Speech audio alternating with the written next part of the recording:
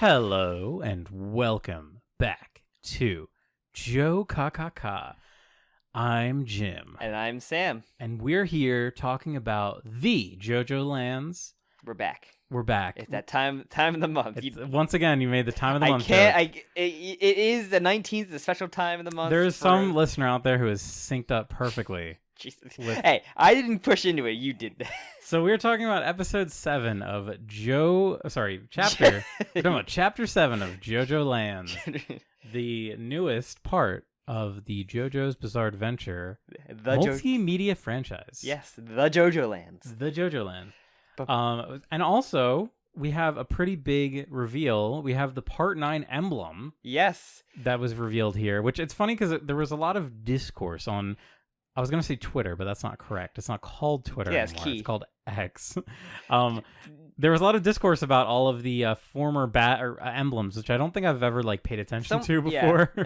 I think someone had a picture of all of them next to each other. I'm like, this is just a Link card in Yu-Gi-Oh! That has the arrows pointing everywhere. I will show you a picture just so you can oh wow, it totally is a 9-arrow Link monster. Oh, that's fun. I thought you were talking about the whole list, but it's funny because all the emblems look pretty standard, and then this is how a Yu-Gi-Oh! Link card has arrows on the card. Okay, and pointing everything. I can kind of understand what you're saying. Yeah, and they're all pointing to a different position. But it's really funny how Part 8 just has a horrible emblem in comparison. Not horrible. It does not. It does not fit. It doesn't fit the theme. Yeah, it is just a silhouette of Josuke's upper half. Yeah, and if they put it inside a metal or a circle or sense. Any kind of shape, it would be there's been a lot of talk about how Jojo is literally has his hands up he's surrendering. Yeah, people to the police. love that pose of his.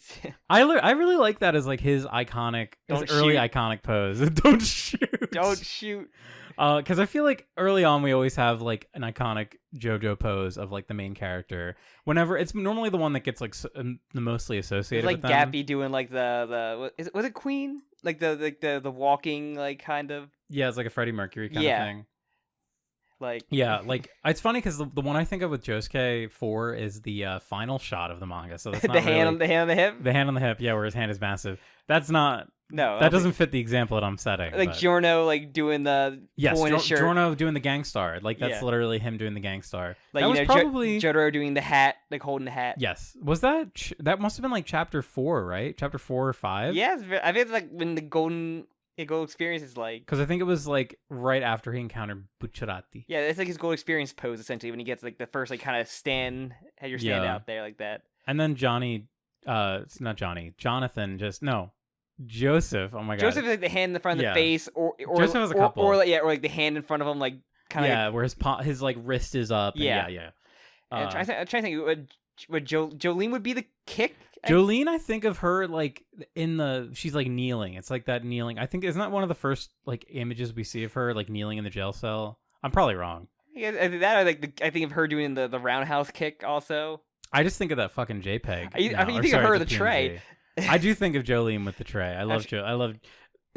Honestly, the worst thing they excluded from the part 6 anime was not giving us Trey Jolene. And when I think of Johnny, I think of Gyro holding him up.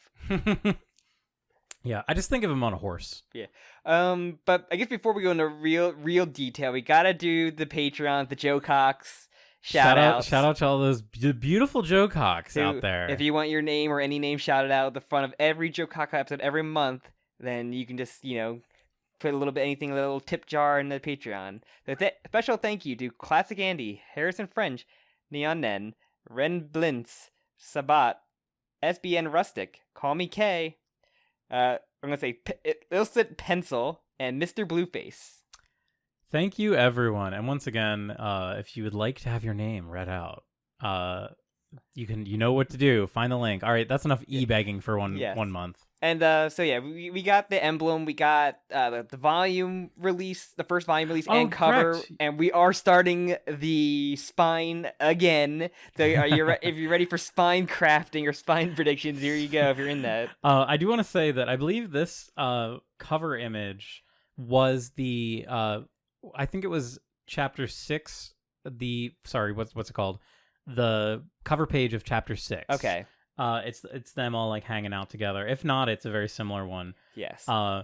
But it's really interesting to me that like, so we have the emblem is very JoJo focused, but the first volume has all 4 of our main squad on there, which is kind of cool. Also featured a new picture for Araki of him just doing the Chad pose. I did see that new photo of Araki. He's once again looking incredibly young for, I think he's 59. Is he 60 yet? He may be 60 soon. I don't know, but I can never tell. You know, I could easily find my phone. You but could, I won't. but we also got an author note that people were kind of discussing about too. I have not heard this, so this is going to be a Jin exclusive. Some wise words from Araki, or whatever's on Araki's mind. Araki's like blog, essentially, or just these author notes. His Twitter. The JoJo Lands is the 9th part of the JoJo's Bizarre Adventure series. Its 9th protagonist being 15-year-old boy. I consider 15 to be the age where a person's thoughts for the future are the most vibrant. As the author, my hope is that the protagonist will mature and develop admirably over time. On a separate note, within this story you will see the name November Rain. The term Novem derived from the Latin word meaning 9. The months of July and August were at some point inserted into the middle of the Gregorian calendar, causing November to become the 11th month. There you go. That's your author. That's really funny. One thing, this is a little known Jim recurring joke that I like to pull on people. Whenever I talk about the month October, I always like to try and pull a fast one and say, oh yeah, the 8th month. Because like October, but I never realized that. Yeah, no, like the NOV prefix, it would indicate 9. Yeah, or NO. Latin fucked it up a lot. Thanks all you Latin speakers in ancient So time. then, what do you think And don't worry. Why do you think he mentioned that then? If not just to make like a funny little anecdote. That. Probably that. That's kind of the end all be all. And don't worry. Okay, I'm already getting too like heady and analyzy. Don't worry. JoJo will mature and develop over time. Also, I forgot he was only 15. Yeah, so was Giorno. Yeah, that's why right. It's a common thread. I also think it's really funny that he thinks that's the age that a young person like feels the most vibrant about their future. Because I certainly did not feel that way when I was 15 years old. Nah, I just wanted to play Xbox 360. Okay, but yeah. So, I didn't want to become filthy or rich like that. I just wanted to, I do want to say, if I had to be a little critical, I don't really love the color choice of this volume cover. I don't love like Usagi's color. Yes, I was gonna say specifically Usagi. That green is not really doing it for me. Dragona, I like the orange.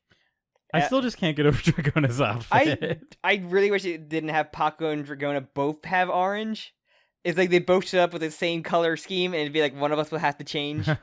Well, I think that's just like, I don't know. Araki, whenever he does these groups, like whenever Araki does coloring, he's always very limited with his palette choice. So I can understand why he's reusing the orange. Araki really likes orange too. I've noticed that in a lot of his paintings. There's a heavy use of orange. Yeah, orange can really pop off with the right color scheme, like blue and orange and everything. But if I had to like that background green color, I really don't like that shade of green very much. It's almost like a foresty green. Mm-hmm. I don't know. I find it really funny. This Volume 1 now on sale with great fanfare. But one thing I did find interesting is just a money-making story starting in Hawaii. Ooh. That's one of those things, like, who is writing the log line for, like, the Ultra Jump cover? Like, could that even have been something that Araki looked at? Like, you know what I mean? Yeah. I also like the O in the first O in JoJo is like an unknown from Pokemon. It kind of does look like that. I actually like this JoJo Lands logo too. It's pretty neat. Good font. Yeah, it's good font. It's not Times New Roman or Comic Sans. It certainly is not Times New Roman. I would say that it is definitely a serif font. Or sorry, it's a sans serif. No, it's a sans serif font. We're sansing serifs here. But yeah, I still like it. I really love JoJo's color scheme. I was gonna say JoJo is really like his design has really grown on me. The silver hair, his color scheme looks really good. Yeah, I like him having silver hair. I guess that's the way you would or gray. I like that. I'd say silver. This I think it looks good. I like the little pop of green on his little chest kind of like it's design. It's a good color scheme. I love him having the hood up a lot. Like yeah, I like that too. It gives him like such a different look from the other protagonists. Yeah, he does have the unique hair, but that's not the only thing that makes him different. He doesn't have like the hat. Like Jotaro was like the one that had like the hat guy. Yeah. Everybody else was like, well, Johnny has the hat too. Yeah, he was more of a... Gappy also has the hat, Sam. Almost half of them have hats, Sam. Jotaro had a hat, but Johnny was more like a beanie, more so than like a straight up hat. It's still a hat. Beanie, Sam. Like a visor hat. It's a hat, Sam. Yeah, at least he's very unique. We never saw Gappy's hair. It was always a mystery. We'll never see it. Even if he appears in this, maybe we'll see it. But what if that's the first reveal? His hat gets knocked off. It's like the forbidden thing where like he'll show it to the monster of the week and they'll cut the black and then it'll just like her eyes will just be like like mimic you. Or do that like Halloween and Chainsaw Man where like once you see it you just like see the universe. You go crazy. Yeah. All right, Sam. We're talking about Chapter 7, Jungle Warfare Part 2. Yeah, the points are connecting with lines. And see, there's 1, 2, 3, 4, 5. Like, you gotta get Jack Black here to count all the awesome angles. This nonagon. That's what I call it, a nonagon? It should be. I think it's a nonagon. There's a really, really great album by a little Australian band called King Gizzard and the Lizard Wizard called Nonagon Infinity. And sure. I believe a nonagon is similar, like an octagon, but with one more side. Yes. So yeah, Jungle Warfare Part 2, which I guess is the last part of this because they seem to solve the issue pretty good. They sure net that cat, don't they? They bag 2 cats and crush one of them. Okay, I do want to say I really like, and I it's hard to like appreciate JoJo like when you only get it like once a month. You know what I mean? I feel like I'm trying my hardest to like really appreciate it for what it is. Yeah. And I love this little like lead in that Araki does with like. It's like a very kind of slow reintroduction to the scene. Like we see his foot, we see like the trees and stuff, and then we see Jodio upside down. What is the cat's goal? Or it should have been, what the cat doing? What the cat doing? What the cat doing? I do also want to say, pay special attention to the paneling in this chapter. I thought it was really good. There's some really good ones in this. So like I said, it's a recap.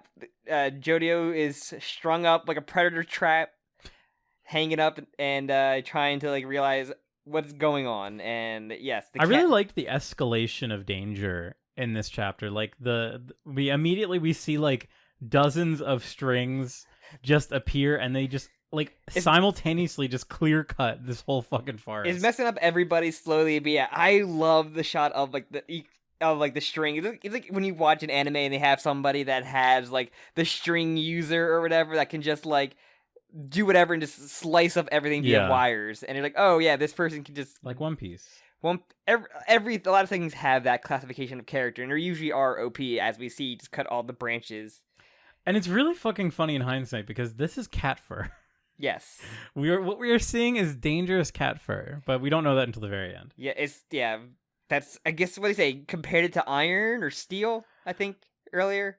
Yes, it seems like almost impossible to destroy. So, okay, just a little recap. So, Dragona and Paco are currently... under Jodio. Yeah, they're currently under Jodio. Jodio's upside down, but they're also sewn together, right? Yes, they're like... Dragona's arm is sewn into his body, but I believe Paco and Dragona are sewn together. Yes. And one thing I love is that the limitations of November Rain. So November Rain can only be above Jodio. That is like, it only work, and it has a height limit that the cat's prepare for my like. Yeah, we specifically learned that he, like most OP stand users, has like a 6-meter range. Yeah, that seems to be like the 7 meters. There's no way the cat took the distance to the branch. So yeah, that's why the cat he is 6 meters because the cat chose 1 meter extra. It's like a fun. Fun. Yeah, but it's like hovering above him, and I do love like he can't reach the branch to crush it with his raindrops, and I love it. I love that he has like a weakness to his stand, like but it could be just like what Josuke had, where Part 4 Josuke, where he did have a limit to it. He is repairing wasn't 100% good, but then he got rid of that. He got better. He can repair people that blew up. Yeah, it is kind of funny how that is dropped because like. I mean, it doesn't need to like be explained, but that kind of is like a quirk to his ability, and it's an interesting quirk. So, I mean, in this chapter, we also see Jodio kind of get around this issue. But we'll get to that. Jolene's like her body being her limit for the string kind of fluctuated to like not really being an issue at all either. Yeah, I think that also kind of just like showed her mastery of it. You could kind of make that same excuse for like all this, but this one, I don't know. We'll talk about his little ass pull at the end. But yeah, basically they say like you don't get out of underneath me. We gotta like think of something and like very defensive, very protective.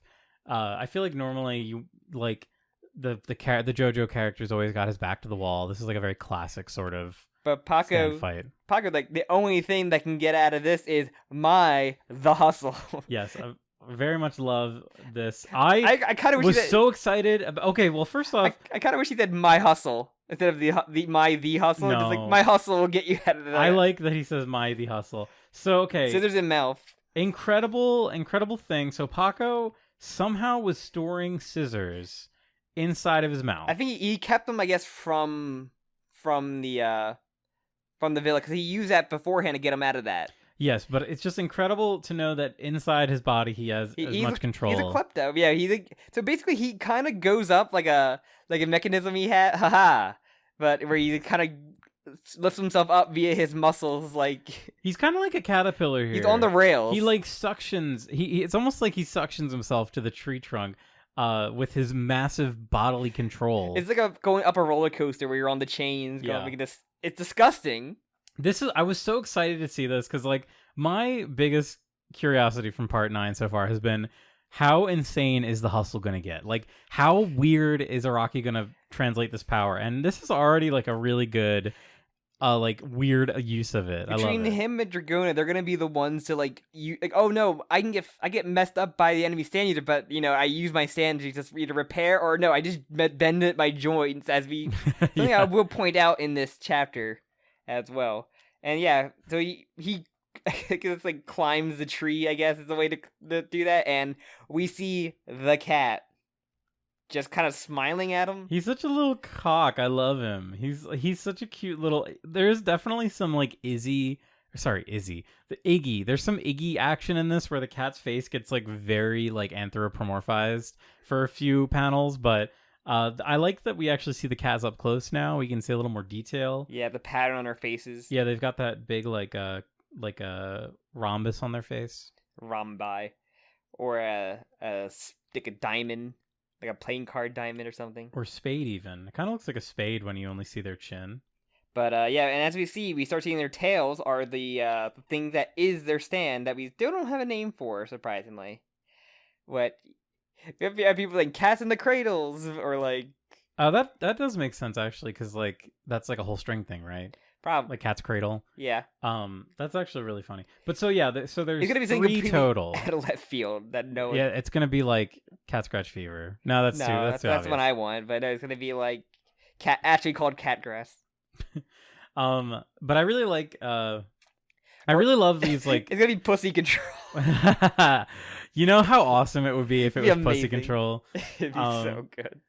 I really like that the cats are just kind of like perched on the tree. It's very like cat-like. I feel like Araki does a good job with like cats are assholes. Yeah, exactly. He does a good job portraying the cats. Araki having like one experience with an asshole cat to be like, or just being harassed by like outside cats that just like sit outside of his house just to be ass and like fuck with his trash or something. I also love the panels of them like their wiggling their tails. Well, see, but like some of the images of their tail, like there's one on the side of the tree that's like the tail gets like weirdly long. Yeah, it like elongates. Yes, and then they start to. It's almost like they're vibrating them like really fast. They're swinging them really fast. It's very much as like that weird kind of like alien look to it, like. I know we're playing Baldur's Gate, but like when they take the tentacles from there and you kind of see like how they control like a ship and like having weird tendrils come out of like a tentacle, and it's like that very much like they are like little tendrils. Yeah, it's very creepy. I do love for kind of getting back to like that part 7 of like your stand is like an extension of the body. I was gonna say this feels like a very part 7 fight. Even Paco is like that. Yeah. And, like, where Dragona kind of has, like, they are stands, but they're, like, a tool stand, like, Hot Pants had. Where, like, they just kind of cling to you. They're, like, little, like, harvest kind of, like... It's almost like the stand, when you see the stand creature, it's almost like it's not real. It's, like, it's just, like, a personification of that ability. It's showing you, like, this is what's pulling them, essentially. But, yeah, I love that one shot specifically of the cat, where you see, like, his full body, and then... The tendrils are kind of creeping out. But this is gonna be Aphex Twins 1 and 2. This is gonna be Cat 1 and 2 Cat and 2, 3. Cat 3. Like, I didn't think about that. But yeah, so the cats kind of fight back and kind of crushes like Paku's favor. His eyes like popping out, which is gonna be like, no, my hustle just I crunched up that muscle so it would be fine. It's gonna be but Paco and Dragona like die for a second in this chapter. I pulled the wound shut, or like I hustled my way out of that. It's very much what Planet Appraiser was. We're just like, no, I got better. I put some tape on there. Yeah, this is like, it is very horrific. It's one of those sort of classic JoJo, like such a mundane thing happening to you, but because of the situation, it's like terrifying. Yeah, but Dragona's like, as like smooth operators are like trying to hold him back. It's actually really funny. It's kind of cute how they're holding it back. Paco's like, I'm flexing as hard as I can. That feel when you've used all your muscle juice and you're running out of muscle juice. Yeah, so Paco and Dragona, it looks like they die. Yeah, they do that thing where like they foam at the mouth and pass out. Yeah, they literally like slump over. And then what I love is like, Jodio like swings himself at an angle to shoot sideways for November Rain. I love him doing that. He's like, I literally have to like shoot it sideways. I can't just. It's so weird. Okay. I can't just shoot a This is so bubble. weird though, because like, if we think about rain, like rain is affected by gravity. Like this implies that November Rain is like shooting a projectile like downward with force. I could have I saw something about like the volume thing having a little description about November Rain being gravity rain. I'll look back into. You're dangerously close to making an Araki forgot by accident. But so yeah, this is really cool. But I have to say, like conceptually, it's cool. But like when you think about it, it's like, so how does the stand work? Okay, I got some things from the volume of here. One, Dragona's favorite breakfast food has been changed from a watermelon to a papaya. Several stand spellings were changed. Like the kanji and everything. That changed. I'm not gonna go into that. That's lastly, there seemed to be a change to Jodio's mental diagnosis. In the Ultimate release, Jodio mentioned he was diagnosed with antisocial personality disorder, meaning he's a psychopath. But in the volume release, it's a change to Jodio saying he is diagnosed with ASPD, questioning if this means he's a psychopath. So that is kind of like an insane thing that Araki dropped on us. That he's like, he's like a psychopath. Like, you cannot make your character a admitted psychopath. It is like kind of an insane place to be. You can make a 15-year-old a mob boss leader gangster, but no. Okay, but so yeah, he uses the stand in a funny way, and he pelts them with like a wave of bullets. Yeah, he crushes one. I mean, it's very like Johnny. It's very Josuke shooting Go Beyond. Like it's got that same image of like a projectile kind of streaking. And he basically crushes like one of them, crushes Cat 1, I guess, or Cat 2. So the interesting thing is, even though they seem to share a stand, once that cat user, like let's say it died, once it died, KO'd, retired. Once it retired, all of its tendrils immediately just loosened up. They loosen up. So it protects Dragona and Paco from dying immediately. But yeah, one of my favorite panels is the cats freaking out where they become D&D monsters. This panel was extremely fucking funny. I love the scream. I also just love like the escalation of the cats like using their stand to create a net. I think that's really fun. They come together and they make a net, and they're just so, the way they're drawn, they look like gremlins. They really do look like gremlins. They look like the evil gremlins. Yeah, well, the gremlins are evil. Hey, not Gizmo. Gizmo's not a gremlin. He's a mogwai. They do really fucking look like gremlins here. That's so funny. But I think it's good because like we've already had 3 chapters with just the strands. I like that we're getting like an evolution of the strand use. If they're gonna end up with Jodio getting a mogwai, I wouldn't hate it. What if Jodio befriends one of these cats? How cool would that be? I mean, they have 2 cats in a net now, so we could keep one, kill one, and then say, "Well, I'll kill you if you don't." They have to roll for animal handling first. But yeah. So yeah, Paco. I just want to like give a little focus to Paco. Paco's that kind of classic like what the fuck character, because like he always has lines like "What the hell? They're fucking changing shape." Like I just love that. I love that for him. Yeah, I just do love them becoming like creatures like naive. They stop being their friend died. They stop being cats and become something else. Yeah, gremlins. They become rock animals. No, I don't know. Also, Paco puts Dragona into like there's a cleft in the tree, which I think that's kind of funny. And they also basically the net is like a predator net. Also, which is like when you get in, I don't know if you've seen Predator, but if you haven't, if you get into a net of the Predator, it tightens up and it crushes you or slices you. That's what it's basically becoming. And then we see a car out of nowhere, right out of nowhere. My prediction. And crashes into the tree, and everybody's like, "What the fuck is there?" The rental car crashed into the tree. This is specifically the page that I wanted to highlight. It's actually a 2-page spread. I just love the way that all the panels are like these like diagonal cut ones, and then the fucking car, he fucking ramps it. The car takes a flight and then crashes into the tree. One cat like claws off it's trying to hang on by clawing, and it just falls off the tree. Which funny. I love. It is like very much like what a cat would look like if it was launched off a tree. And then Usagi comes out like, "Hey everybody." This is the best part of the chapter for me. I fucking love Usagi so much. I love how he's so like stupidly like sassy about this. Like he's like, I didn't come back for you guys. This is like this is your D&D game where like your one like wild card player just comes out of the scene to like they do improvise where like they're not fighting, they just do the improvised scene and you can't believe this is actually working. It's so funny. I just love the way he pops up over, like he was like hiding under the fucking door. He's like, "Hey guys, hey everybody." I think of the Spider-Man, Tobey Maguire, saying, "Hey everybody," walking into the door. I do like that he also keeps referring to Dragon as Pink-chan. I just like that he like really committed to the naming scheme from like the second chapter. I completely forgot the name of his stand until he said it at the Mate Kudasai. Yeah. And just say you wish for it, and everyone's going to like, what? Like everyone's just like, what the fuck? I mean, Jodio's like, fucking say it. It is really funny. But Paco's just like, are you crazy? Are you out of your mind? So okay, we have to discuss Usagi's big brain. The JoJo. This is like the Iraqi moment. Like JoJo, I'm gonna just monologue about nonsense while this dangerous situation is happening. This is like a Joseph style like scheme.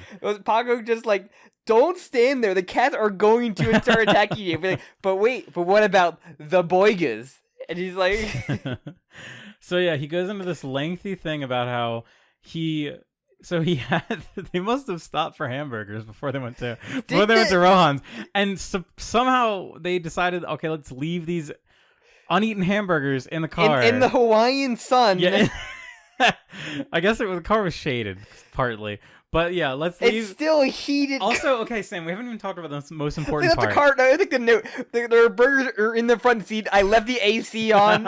They'll be fine. They're listening to their favorite music. They listen to what were they listening to? The TikTok or whatever. Or Dua Lipa. Dua Lipa. Okay, so this is like why I love Usagi so much. He goes into like, these aren't normal burgers. Like these aren't your pedestrian burgers. These are Krabby Patties with jellyfish jelly. They literally.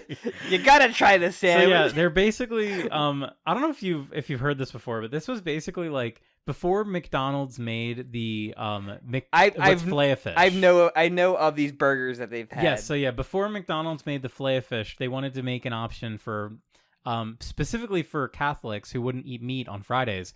So they were like, okay, let's try to do a pineapple burger.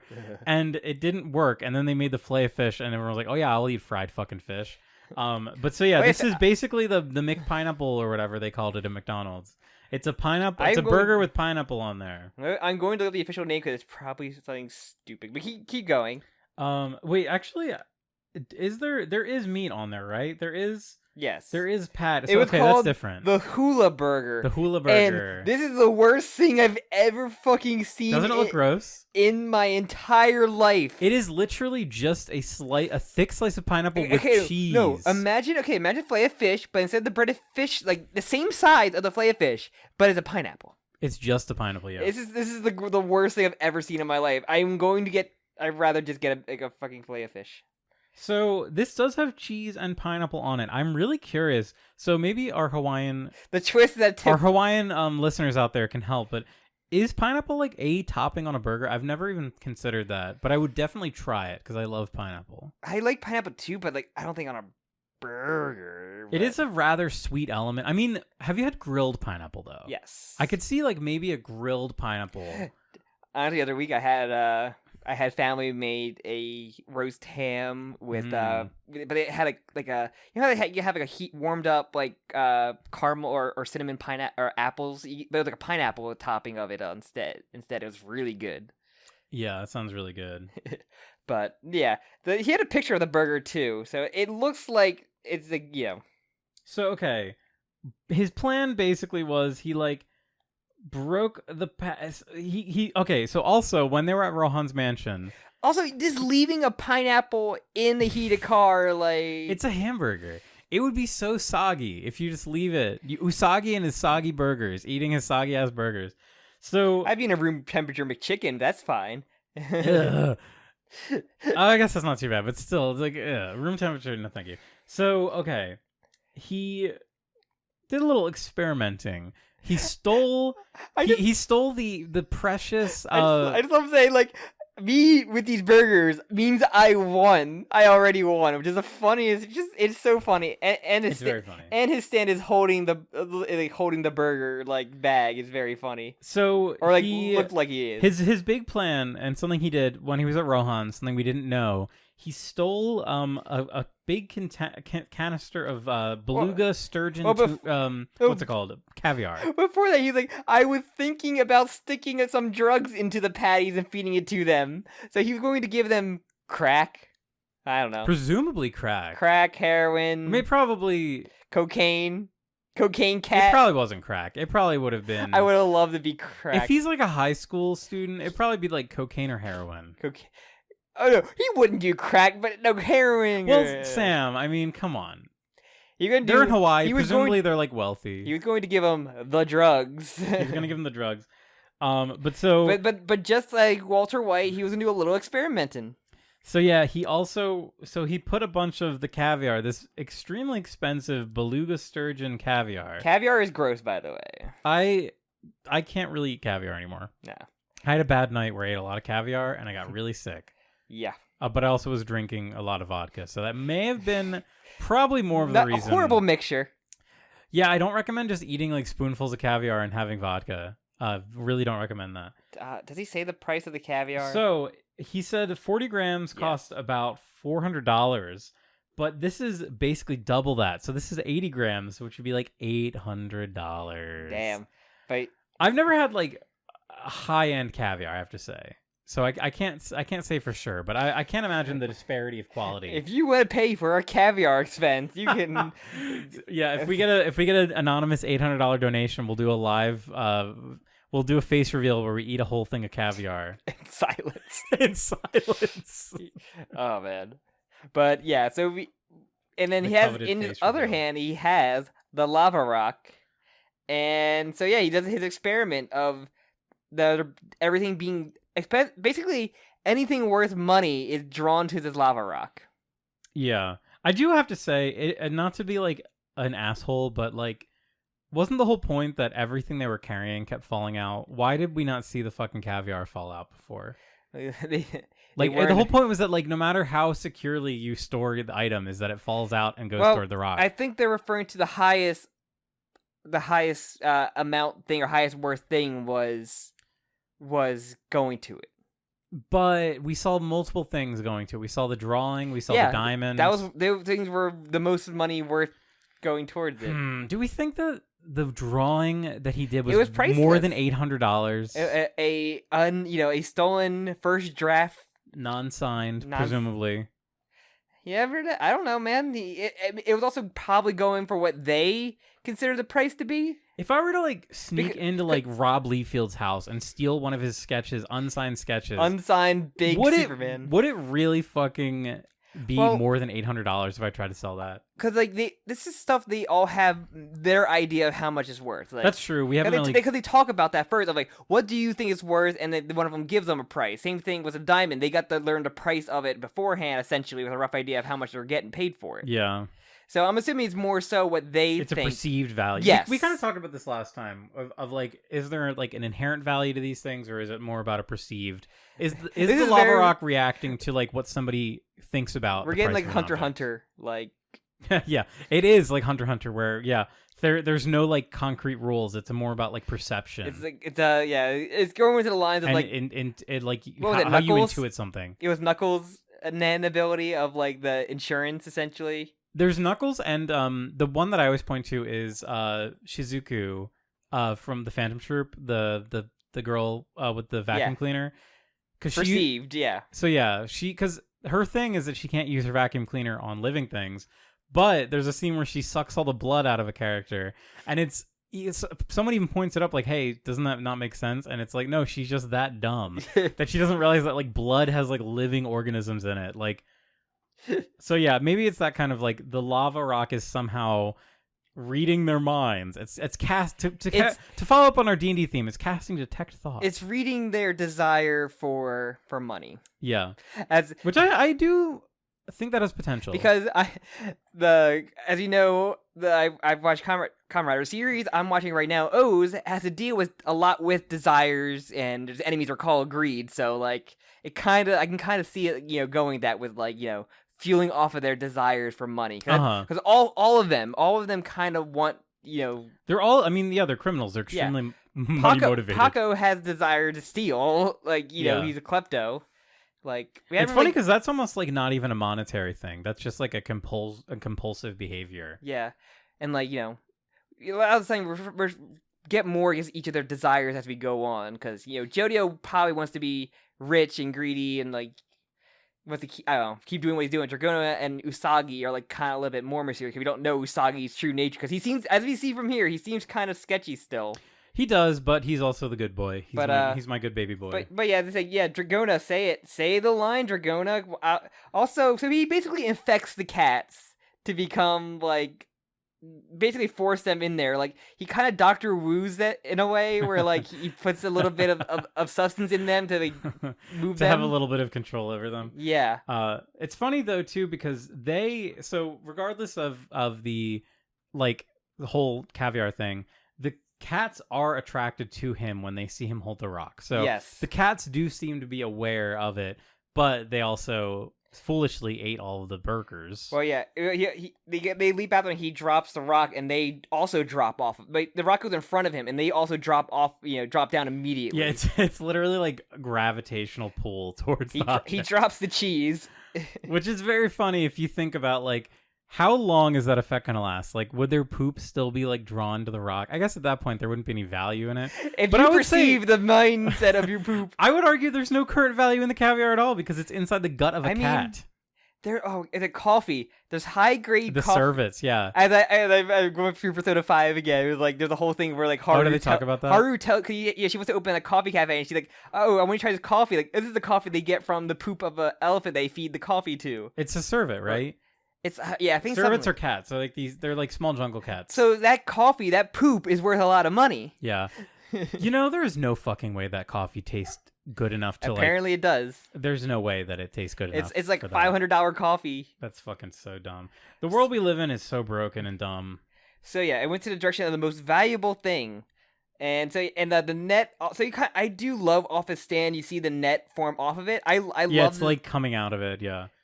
So I love Monte Kudasai. I want to see every single thing that is done with it. I can't wait to see how weird it gets. These little guys are definitely making big bucks. But yeah, and look at the lava rock. So everybody now kind of knows there's something going on there 100% with like the money gimmick. And Jodio is like, oh shit, that one thing Rohan told me not to do has already happened. Everybody kind of knows about that. And he also comes to the realization that something was keeping an eye on Rohan before we even came here, like before he even got to Hawaii. So, road trip. So it does kind of imply, or it basically confirms that the cats have nothing to do with Rohan. I cannot talk today. Yeah, They are a third party or like another party. The true villains. It looks like Dragona's just picking up the net to go carry the cats. That part away. is very funny to me. I noticed that also. The fact that she's dragging the net is very fucking funny. Oh, scary! Like maybe these things are wild cats, like straying wild cats.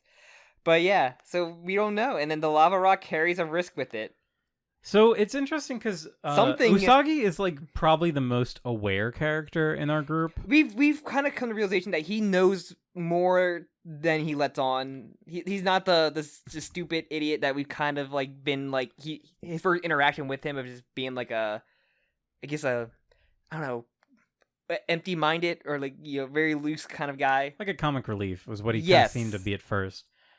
Yeah, he definitely has a secret. I really am interested in him. He's probably my favorite character, I would say. If I had to pick a favorite character, I love all these characters. Very funny. I'm glad they're good. I feel like it's just like the classic JoJo issue is that in fights, because JoJo is mostly fights, it can be hard for characterization to come across. We get a lot of one-on-one, but since this is one where like everybody needs it, like he needs interaction with his. Yeah. Like same thing with like Paco is like it's like very utility. Yeah. I feel like Dragona is the character that needs like a one-on-one fight the most. They have the most potential, I think, with their ability of like combat of like, okay, but what can you do to fuck up people even more other than we saw you like move the face around a little bit? Like if you go hard, what are you going to do? Yeah, how crazy can this stand get? Like rearrange people's brains to change memories. I'm calling that one right now. Yeah, you gotta do Yo-Yo Ma, like replacing Yo-Yo Ma's brain with a frog.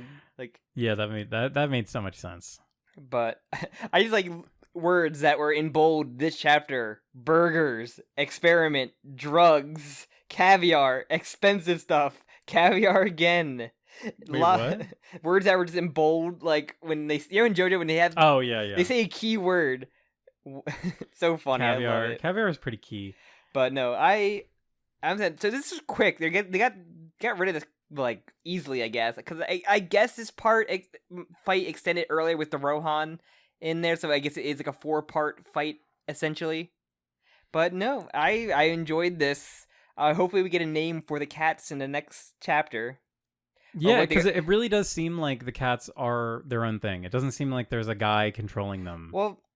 He says it looks like something was watching you. So we don't. There's definitely there's definitely a shadowy figure, but it doesn't seem like it seems like the cat's stands are their stands. Unless like how Rat was, where it's like a communal. They share a stand. Unless it's like a weird like rock animal or something related, or if not, I think it could be something with like the land where this rock was taken from, and these animals were sent to instinct or like to take it back to its land.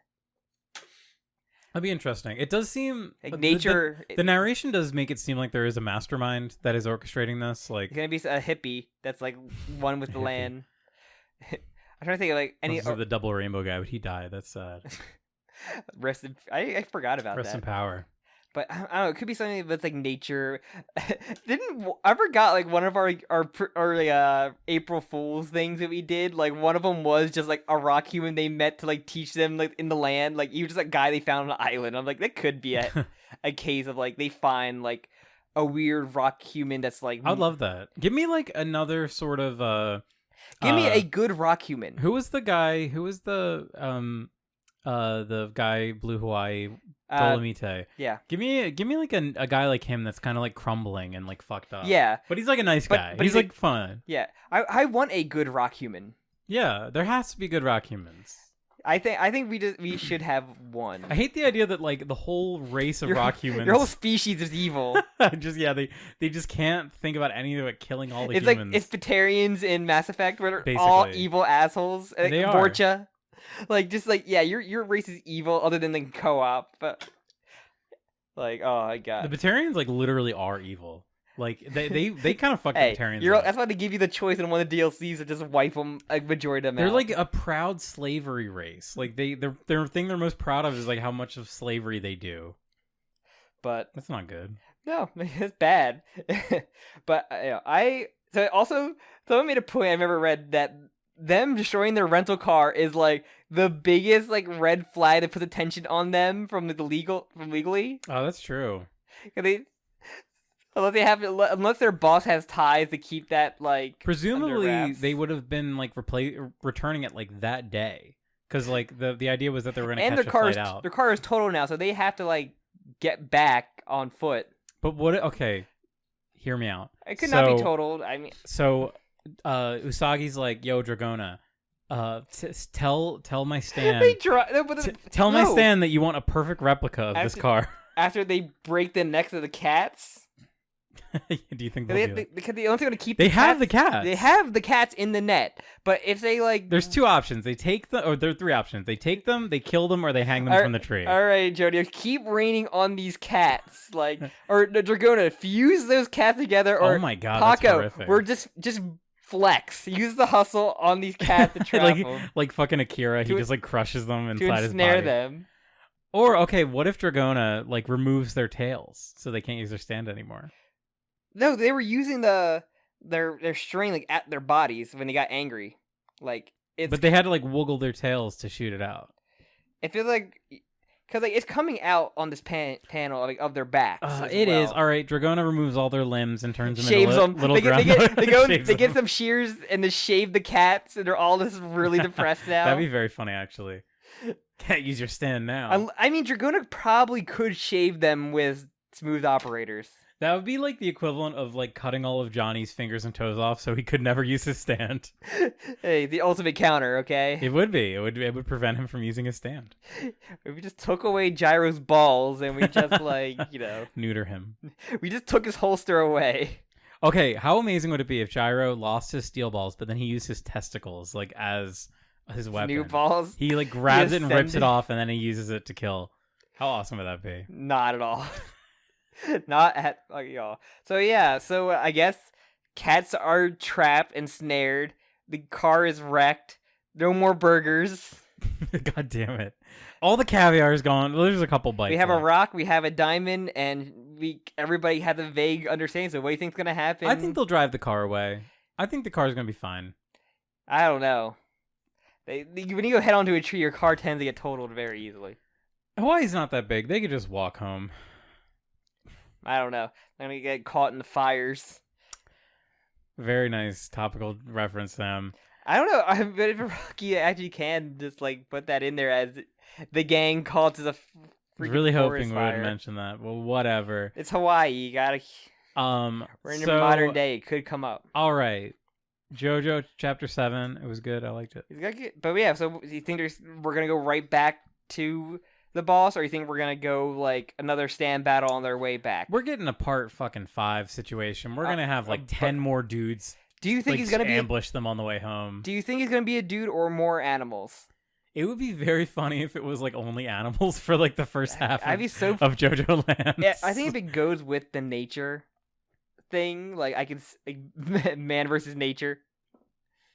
I can see that'd be very fun. But we need like a villain. Like we need to have like a mastermind.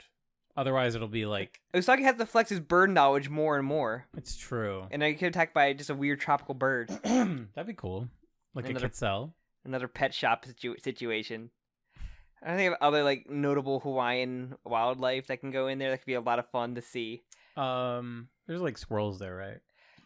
I think like the big exposition up is until they get the rock or whatever back to the boss, and the boss is like, "Why the fuck do you have that? You should like give it to me." And be like, no. What if they just keep collecting animals the whole way, and then she's like, "Why the fuck do you have 14 squirrels in your pocket?" And Rohan told him not to trust his like crew at the most part.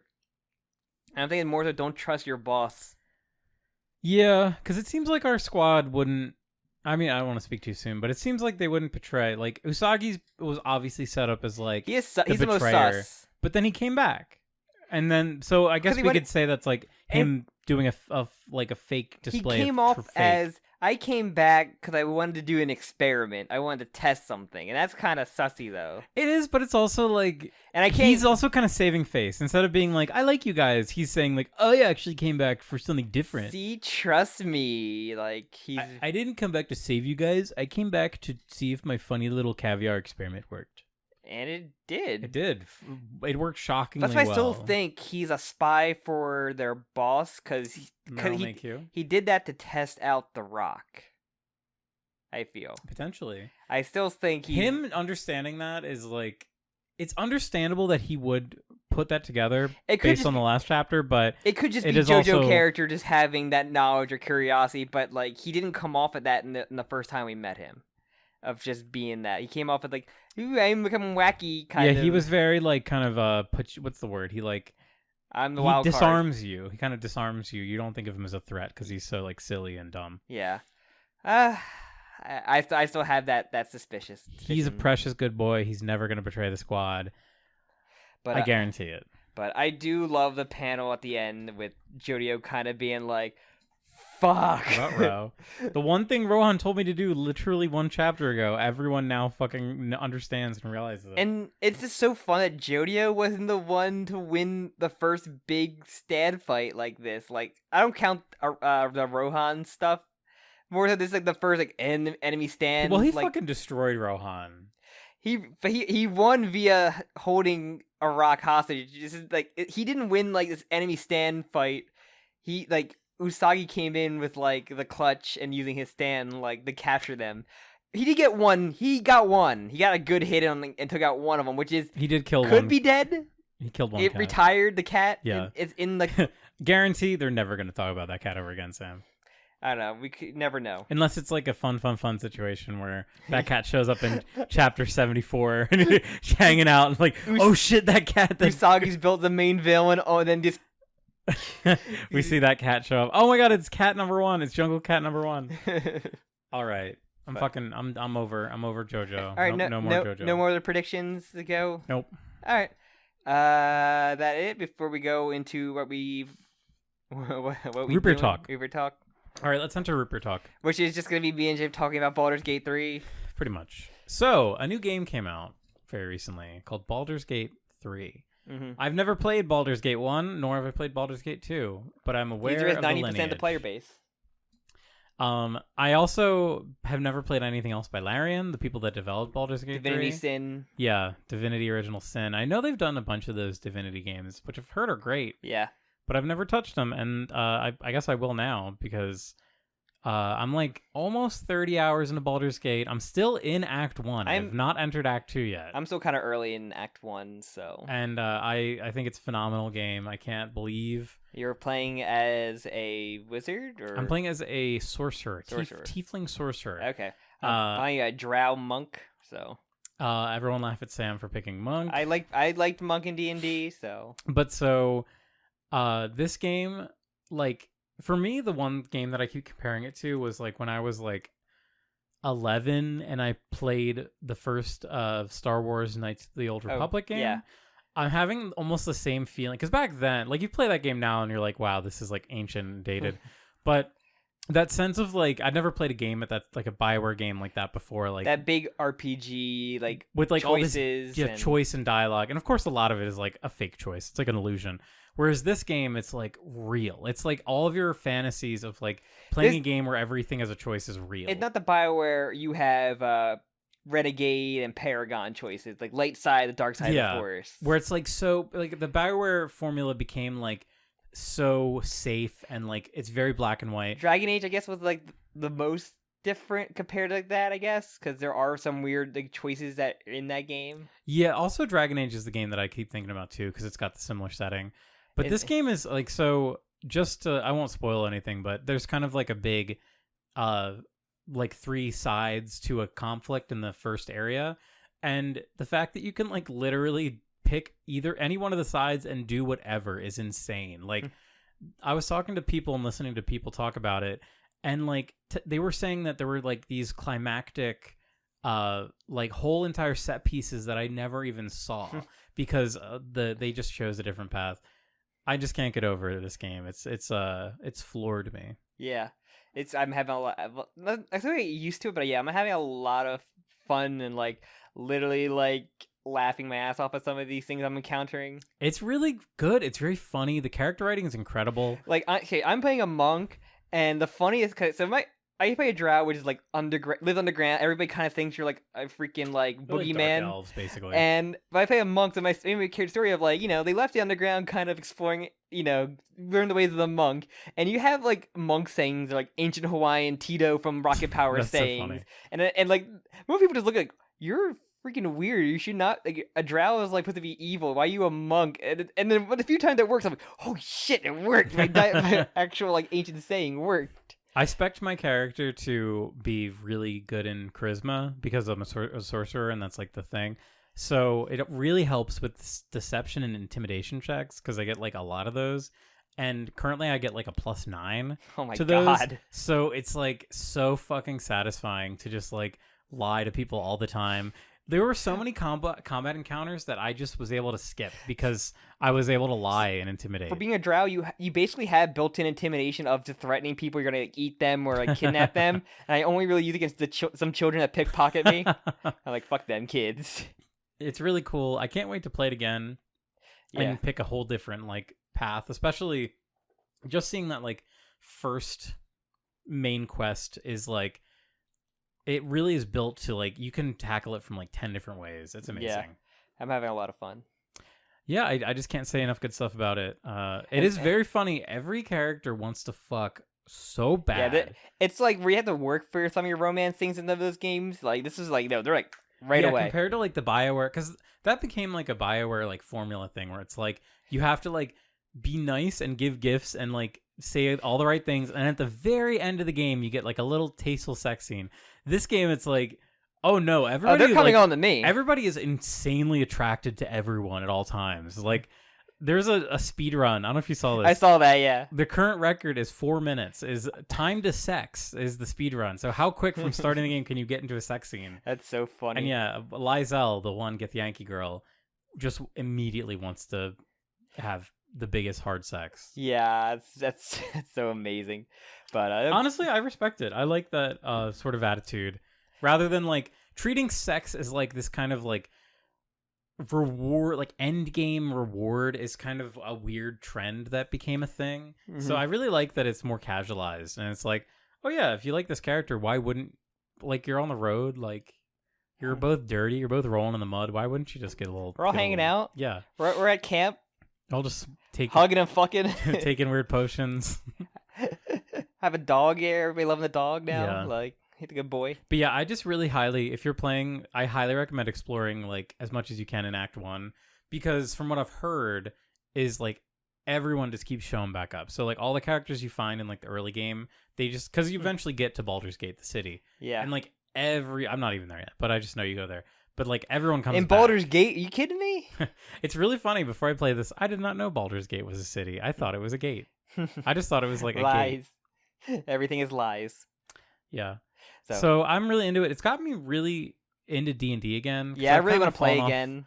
Yeah, I really want to play D&D again too. And also like I'm really interested in doing like a campaign in the D&D universe, like the Forgotten Realms. Like the Faerun is like the realm or whatever, the world of D&D. Mm-hmm. And I know that in this game they use a lot of like Volo is like the bard that shows up in your camp. He's like a character from like, he's like a D&D character. Like he's not like an original character from this game. Okay. A lot of these characters are actually from like older, like the original Baldur's Gate and stuff. It's pretty cool. That sounds really cool. Anything else that you've been playing? Or... It's really just fucking been that. It's really just been Baldur's Gate. Yeah. There's a new Marble It Up game that came out, and I really want to fucking get it. Marble It Up. Oh.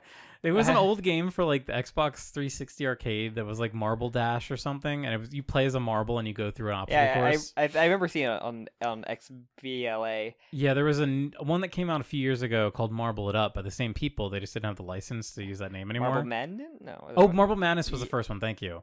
But then they did Marble It Up, and then they just did a sequel called Marble It Up Unlimited, I think. Mm-hmm.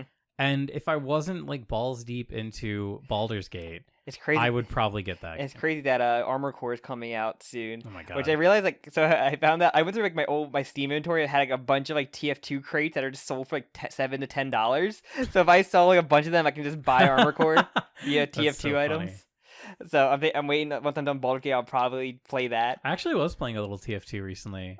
It's a good game. It was good. I just like, I don't know. There's something, I don't know if my connection's not good enough to play, but not all the guns feel very fun. It depends, yeah. I like pyro. I like being pyro, actually.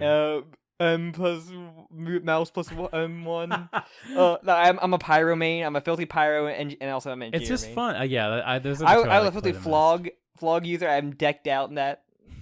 I love TF2. I was a huge TF2 guy. Yeah, it was fun playing that again. But then Baldur's Gate came out, and that's just been my entire life. oh, also, I do want to say one thing I've done with IRL friends. I got into Magic the Gathering recently. Nice. And that was fun. I really liked playing that. Yeah, they have a whole D&D. If I ever got into Magic, I'd probably play the D&D kind of deck. You do dungeon crawling in that. That's fun. Yeah. I'd be interested, but I'm ready. I know one card game, and I've actually been playing. I played and beat the Pokemon trading card game that came out on the Game Boy. Oh really? On Switch, the Game oh, Boy. Really? The Game Boy Pokemon trading card game came out, and I played and beat that. I honestly have never even touched that one. So if you want to learn the basics, it's like so like I can't believe he thought this was like. Isn't it kind of like Magic, where it has like mana? Like you need to you need energy to do attacks. Oh, to do attacks. And you have bench, and you have like prize cards you get when you KO a Pokemon. And that's interesting. It's it's kind of a weird, interesting thing. I'm not sure how modern Pokemon is now. I can't imagine. Even though Pokemon is like the only affordable card game compared to Yu-Gi-Oh! And Magic. Well, but didn't that also like become extremely expensive lately? Like the past 2 years. Okay, so this has been a hot topic in Yu-Gi-Oh! Because I follow a lot of Yu-Gi-Oh! People as well, and so for Yu-Gi-Oh! To get like the World Championship deck, it's like $200, $300 to get that deck, and I guess the lowest rarity you can. And I think Magic kind of the same way. Where Pokemon, I think people said like $30 to get the world winning deck for Pokemon. Wow, that's crazy. So yeah, Pokemon's I guess it was like the fact that there were high value cards. So well, I know that people were buying. The whole thing was there was like a shortage of Pokemon sets. Well, the thing about Yu-Gi-Oh! Is like I don't know about Magic too much, but Yu-Gi-Oh! They print high rarity cards, or they put like the new archetype or stuff in high rarity and sets, and then they don't reprint them a lot of the time. Mm-hmm. You have to like pray for reprints. Okay. For the value to go down or you to get them. And I have like the basics of a deck, but there's still cards I don't have that are vital, and like they're like $30 to $40 cards. I'm waiting for like the reprints that to come out to at least try at them, because I like opening a pack or two. I have a lot of fun. Like I went into like a Magic store near us with my friends. They're playing Magic. I can buy a Yu-Gi-Oh card there to have fun opening a pack, and I got good cards out of there. It's fun.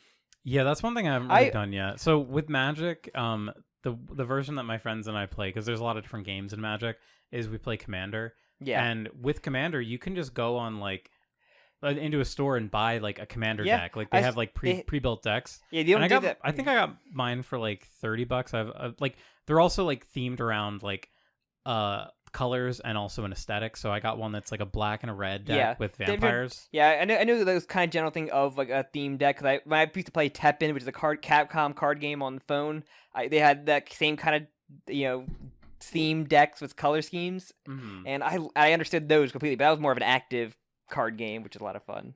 But yeah, Magic, I really like Magic. I'm really compelled by the deck building aspect to it, and like the resource management. Yeah, is really interesting because there ends up being like dozens of cards out of it. It's better than Yu-Gi-Oh, where you just build a board in one thing that you have to break or you die in one turn. That's crazy. Yeah, the modern format I'm not a huge on, but I'll stick with my little Sword Soul deck. But ain't that it for you then? That's everything. For me, before I got Baldur's Gate, I finished and beat Persona 5 Royal. Really good. That last dungeon, the whole last dungeon thing that they added just for that, fantastic. Music was great. The whole the boss and the whole character stuff in it, like. I think Kasumi, who's like the new girl for that game, her whole character arc is very good. The only thing bad with her, other than her being a senpai robot, who if Persona Q, she isn't Persona Q, whatever, she just be like saying senpai is her gimmick. It's very like, okay, you're saying this too much, but no, it's really good. But the way they incorporate her, so it's not like a huge spoiler or anything. Where like, okay, she's here. She can have a persona, but we're just gonna she's just shelved, and she won't get her into your party until the very end dungeon. I was like, really? That's really. She's stupid. there. She can join our party, but she just said no. She's busy. That's really frustrating. Yeah, because I guess they didn't want to incorporate her into other stuff, which is really weird.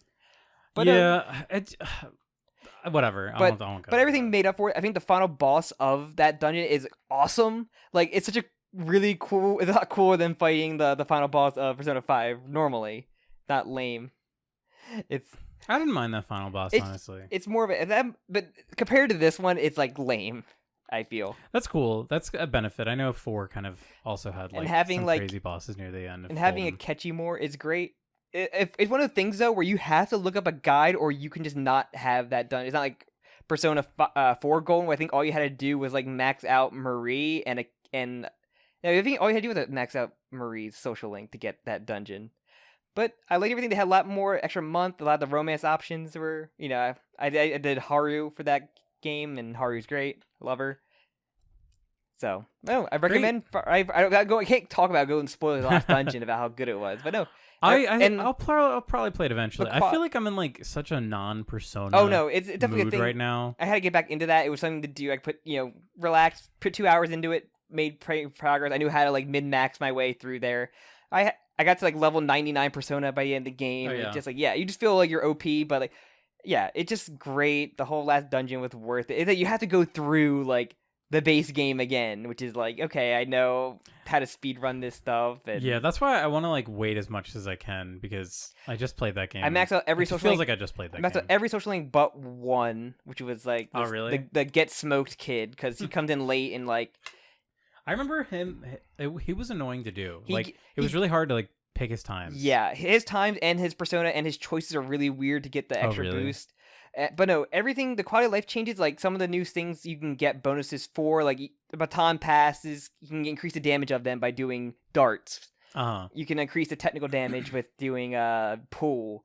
And there's some really good, like, ammo that comes back after every battle. Great. You can use the gun more now. That's awesome. It's awesome. It's great. Some quality of life changes in that game. Like, it's great. I think pick it up. If you haven't played Persona 5 before, it's great. It's a good thing to play. You don't have to play the base version, then play that one. It's like Persona 4 Golden. Mm-hmm. You can just go right into it. Great. And then you can play Strikers, which is also very good. But I tried playing Strikers recently, and I couldn't get into it. I like Strikers. Having a real issue with it. I like it a lot. I think, and the characters they add, I love more. I think than most of the characters they added in other games. So yeah, I was having an issue with that. Maybe I'll play it again. I got it for free, so I can't complain. But yeah, I think I highly recommend. It's a PS Plus game. So all right, I think that's everything. All right, that sounds good to me. Should we plug it up? What are we plugging up? Long. I felt like only an hour, but I felt like a longer. It felt like a long one. Plugging up. What happened? Plugging up the holes that he put the caviar into the burger, because he had to physically put the caviar into the burger, the patty. Yeah. But that must have looked so fucking disgusting. These giant like balls. I can't believe the cats ate it and just like, I actually like fish. I guess it'd be fine. They'll eat anything. All right. Thank you all very much for listening. If you like the episode, you give it a like, subscribe to the channel if you haven't already. You can You can also leave a review anywhere you listen to podcasts, because it helps us. Tell a friend also helps out a lot. Definitely get around there. And you could also follow the podcast on Twitter or Key or X. You can, has Media Jim's handles on there as well. You can also join our Discord. If you want your name, like we mentioned before, shout it out at the top of the podcast. You can, just give a little to be immortalized in JOKAKAKA. To be a Jokak, to join the Jokak army, you can do that. And with that, I think that is everything, correct? Yep. All right. Goodbye. And with that, we will see you next time. See you next month. Bye-bye. Bye.